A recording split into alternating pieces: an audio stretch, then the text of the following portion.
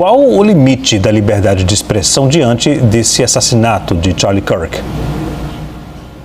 Leandro, a cena do assassinato do ativista, ela é uma cena brutalizante, é uma cena de horror, é uma cena que deveria, em qualquer pessoa, um mínimo de valor humano, gerar realmente uma atitude de crítica, uma atitude de horror com relação a esse crime.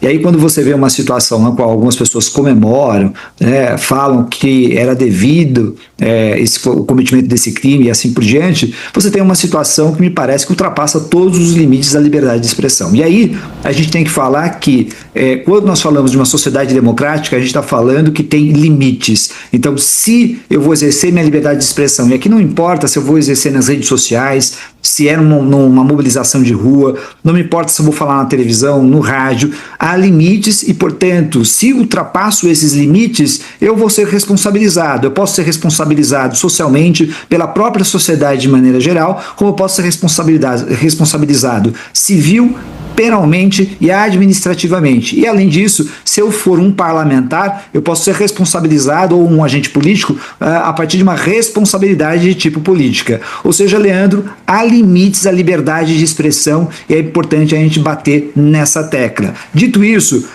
a gente sabe aqui no Brasil, por exemplo, no caso da Marielle Franco, quando deram um tiro literalmente no rosto de Marielle, numa atitude política, num crime político brutal, a gente teve parlamentar rasgando placa e dando risada, fazendo literalmente uma apologia àquele crime, quase dizendo que estava justificado.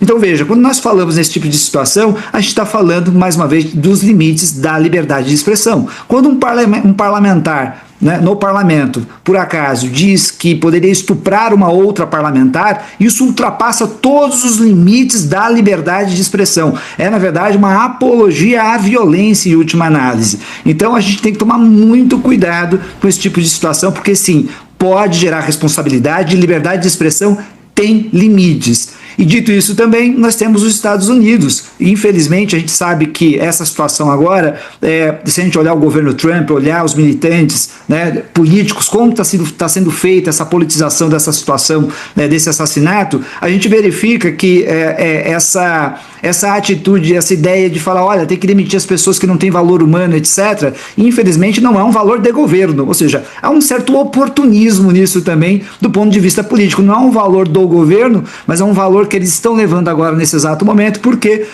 foi um ataque contra um apoiador seu, no caso aqui um apoiador do governo Trump, um apoiador da extrema-direita. Não é o mesmo discurso, me parece, quando você fala